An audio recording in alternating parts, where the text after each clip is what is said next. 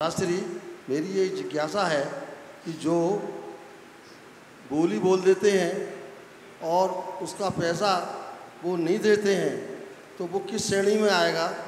और दूसरा सवाल मेरा यह है कि जो मंदिर की प्रॉपर्टी है उनमें जो रह रहे हैं, जो मार्केट रेट से बहुत कम पैसे में रह रहे हैं, वो किस श्रेणी में आएगा। कृपा करके निर्माल द्रव्य के बारे में हम सब लोगों को आप अपनी राय दें, जिससे कि हम निर्माल द्रव्य से बच सकें। इसी भावना के साथ आपके चरणों में मेरा कोट नमन। देखिए, बहुत ही प्रासंगिक विषय आपने उठाया। आज मध्याह्न के स्वाध्याय में भी ये बात आई थी कि देव द्रव्य अथवा निर्माल्य का उपभोग तीव्र अंतराय कर्म के बंध का कारण। सबसे पहले हम समझे कि देव द्रव्य अथवा निर्माल्य का अर्थ क्या है। देव, गुरु और धर्म के लिए जो कुछ भी निवेदित कर दिया जाता है, यानी संकल्पित, अनर्घ पद प्राप्त है बोल के ही करे कोई जरूरी नहीं, जो कुछ भी समर्पित हो जाता है वह देव द्रव्य अथवा निर्माल्य की श्रेणी में आता है। इनका कतई उपभोग नहीं करना चाहिए। शास्त्र के कथनानुसार ऐसे देव द्रव्य का उपभोग करने पर तीव्र अंतराय कर्म का बंध होता है। कई बार ऐसा देखने में आता है कि लोग देव द्रव्य का उपभोग कर बैठते हैं और ऐसा करके वो नहीं समझ पाते कि अपने साथ कितना बड़ा अनर्थ कर रहे हैं। रहनसार में लिखा है, जिन्नत धार पय था, जिन पूजा निमित्त विशेष धनम, जो भुंजई सो भुंजई निरी गई ये सुईरम दुखम, पुत्र कलत विदुरो दारिद्रो पंगु मूक बहिरंगो रंधो। पुत्र कलत विदुरो दारिद्रो पंगु मूक बहिरंधो, चांडालादि खुजादो, जिन पूजादि दब्बहर। कितनी कड़ी बात कही है। जीर्णोद्धार का पदार्थ, जिन पूजा बंधन आदि के निमित्त अर्पित विशेष धन आदि से सभी प्रकार के धार्मिक पारमार्थिक कार्यों में अर्पित धन, देव गुरु धर्म के लिए समर्पित धन को जो भुंजई, इसे जो भोगता है, सो भुंजई निरी गई ये सुईरम दुखम, वो नरक गति में चिरकाल तक दुख भोगता है। कदाचित वहां से निकल आए तो पुत्र कलत विदुरो, पुत्र कलत से रहित होता है। चांडालो, पुत्र कलत विदुरो दारिद्रो, दरिद्री होता, पंगु बनता, मूक बनता, बहिरा बनता, अंधा बनता है, कुजातों में जन्म लेता है। चांडाल आदि कुजादो कौन? जिन पूजादि दब्बहरो, जिन पूजादि के निमित्त अर्पित द्रव्य को हरने वाला ऐसे महापाप का भागी होता है। ये मैं नहीं बोल रहा हूं, शास्त्र बोल रहा है। ऐसे वैसे शास्त्र नहीं, रहनसार जिसे आचार्य कुंद की कृति माना जाता है। व्यक्ति को इन पर बहुत गंभीरता से विचार करना चाहिए। अब सवाल, आप लोग अनपेक्षित पाप के भागी कैसे होते हैं? इसे थोड़ा गंभीरता से समझो।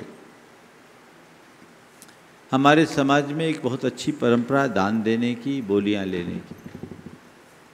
बहुत अच्छी बात है, दान देना चाहिए, बोली लेना चाहिए।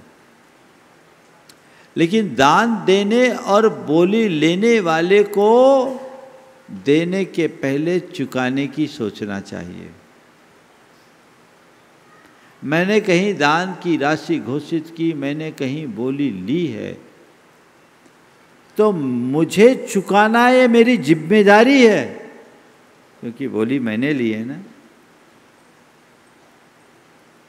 उदारता पूर्वक मैंने बोली ली है, तो तत्परता पूर्वक मुझे चुकाना चाहिए। सबसे उत्तम तो यह है, इस हाथ दीजिए साथ लीजिए, बस इधर दो इधर लो। पर कभी कोई बड़ा कार्य आ जाता है और उसमें एक कोई बड़ी राशि देने की बात होती है, बड़ा संकल्प होता है, तो उसके लिए एक रास्ता है। आयोजकों से आप पहले से बोल दें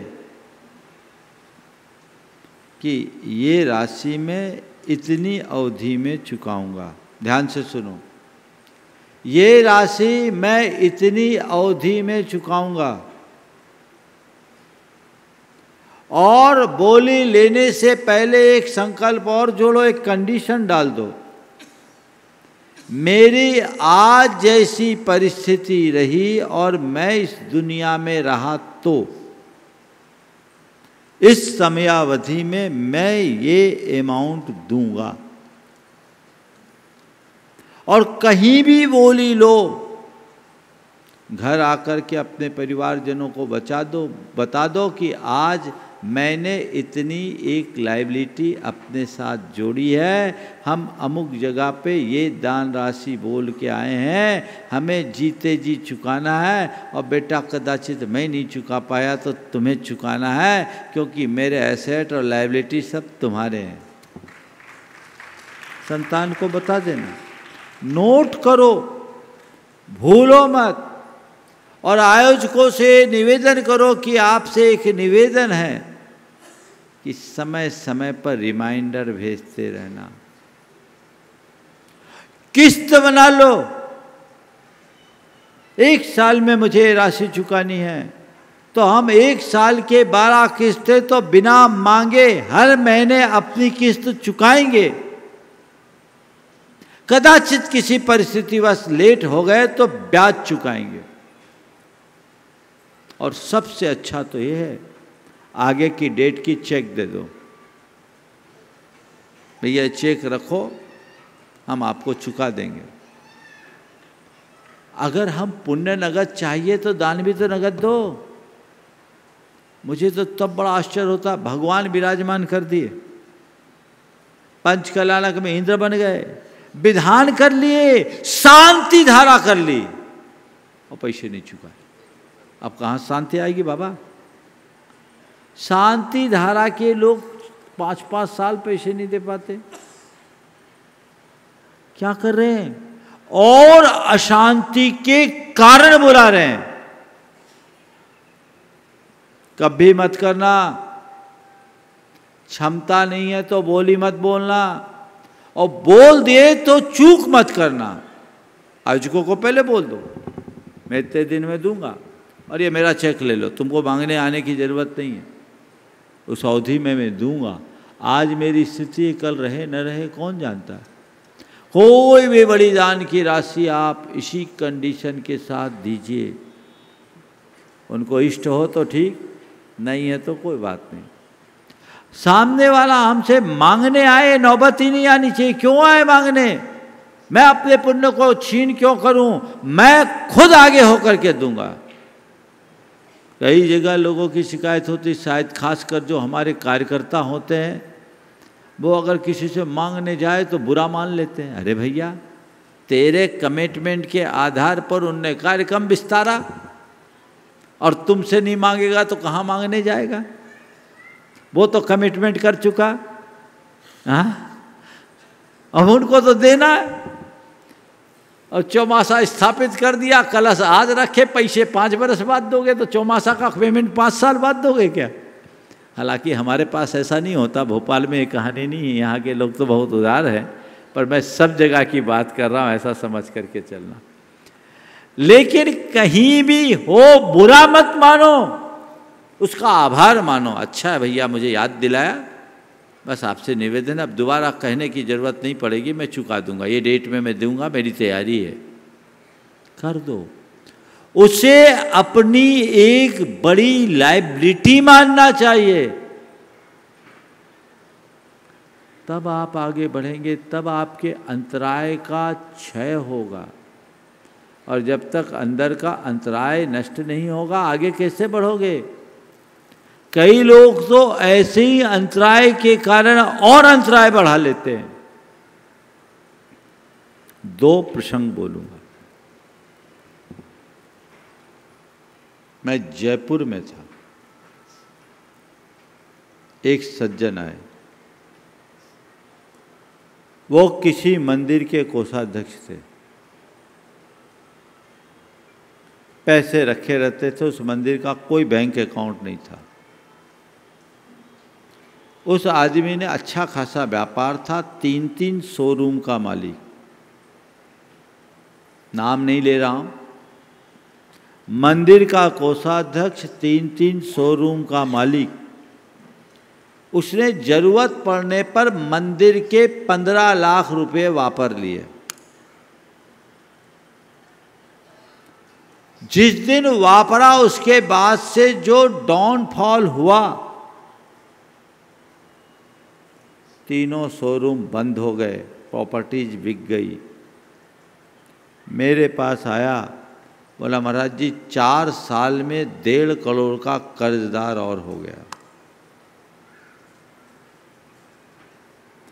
नुकसान पर नुकसान, जहां हाथ डाले वहां नुकसान। ये बात भी तब खुली, आकर के बोला महाराज जी, कई लोग अपनी व्यथाएं ले आते, महाराज क्या करूं, जहां हाथ डालता हूं नुकसान होता है, कि पिछले सालों में। तब मैंने इसे पूछा है कब से हो रहा है? बोला महाराज जी 4-5 साल से हो रहा है। मैंने ऐसी कहा, याद करो तुमसे कोई गलती तो नहीं हुई? तब उसने अपना भेद खोला, मैंने पकड़ लिया। मैंने पकड़ लिया कि तुम्हारे पतन का कारण केवल यही है। महाराज क्या उपाय? हमारे तुम्हारे पास कुछ बचा है? बोले 1 मकान और 1 फ्लैट बचा है। हमने कहा सोचो ये भी बिक गया। पहला काम, ये 15 लाख रुपए के 5 साल का ब्याज समेत मंदिर को चुकाओ, और एक सिद्ध चक्र विधान करो। प्रायश्चित दिया मैंने। उसने मेरी बात को फॉलो किया, उसने फ्लैट बेचा, पैसा चुकाया, सिद्ध चक्र विधान किया, और वो आदमी 2015 की बात है, 2022 में आकर गुनायतन का ट्रस्टी बन गया। ये बदलाव है। अंतराय आता कैसे और अंतराय कटता कैसे, उसका जीवंत उदाहरण है। आप सब लोगों से मैं कहना चाहता हूं, इस विषय को हल्के में कभी मत लेना। धर्म कार्य में दान देते हो पुण्य लाभ के भाव से, और वहां आकर के पाप के भागी बन जाओ, कतई उचित नहीं। होड़ में दान देना मत, और दान देने के बाद पीछे कभी होना मत। बोल दिया तो देना है, देना है, ऐसा भाव होना चाहिए। एक दूसरा प्रकरण, हमारे मंदिरों की अपार संपत्तियां रही, भवनों की और भूमियों की, लोगों ने दिया, पहले भी दिया, आज भी दिए और बहुत सारे। लेकिन आज संपत्ति की वैल्यू बढ़ जाने से कई लोगों की नीयत खराब हो गई। एक गांव, एक परिवार मुख्य था, उनकी खेती थी, और मंदिर के नाम पर 11 एकड़ जमीन लगाई हुई थी। वो ही रहते थे, पुराने ज़माने में तो सर्वराकार होते थे, कोई ट्रस्ट व्रस्ट होता नहीं था, तो वही जमीन के सर्वराकार, वही जोतने वाले, वही सब कुछ। एक ही व्यक्ति सब कुछ करता था। मंदिर में साल में एक आध बार रंग रोगन कर दिया तो ठीक है, बाकी कुछ नहीं। 11 एकड़ ज़मीन की उस समय उनकी जो खेती की सिकमी आती थी 1 लाख रुपया एकड़। काफ़ी अच्छी खेती की ज़मीन, भरेल खेत थे बिल्कुल।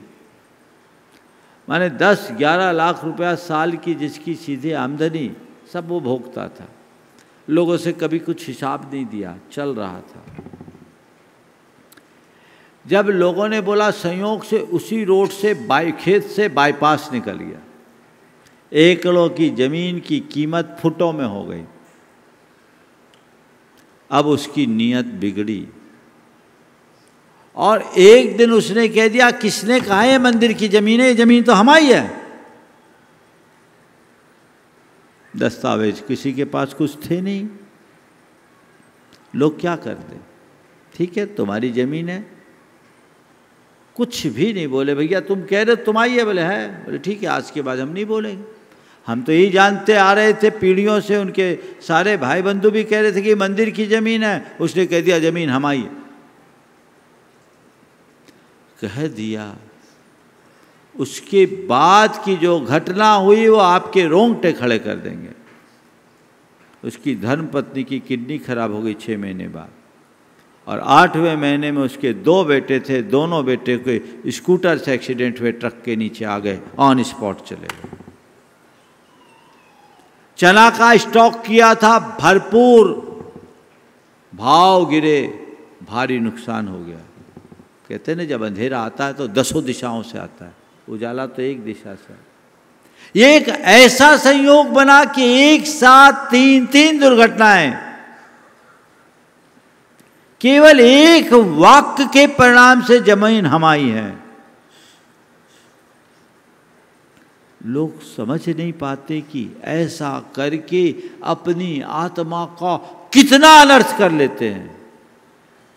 हो सकता है इस जीवन में तुम पे कोई असर ना पड़े,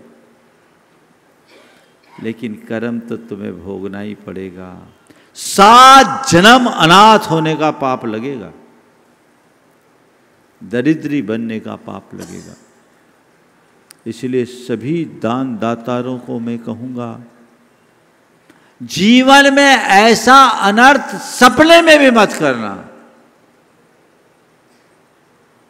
मैं जब बोला हूँ तो चुकाने की तत्परता रखूँ। आज भी कई लोग हैं जो ब्याज समेत पैसा चुकाते हैं। कमिटमेंट से एक व्यक्ति ऐसे 5 दिन लेट हो गया था, 1 महीना का ब्याज भर दिया, 5 दिन लेट। ये है उदारता। भाव हाँ दे देंगे, अभी तो क्या है, चल रहा है, कौन यहाँ कमी है। कई लोगों का ये भी डायलॉग होता है, अरे यहाँ कमी है या नहीं है, तेरी कमी तो है। अपनी प्राथमिकताएं सुनिश्चित करते हुए दान की राशि देनी चाहिए। कई जगह तो कैसी विडंबना है, मंदिरों के मकानों में रहने वाले लोगों ने भाइयों में विभाजन हुआ तो पार्टीशन वाल भी खड़े कर दिए।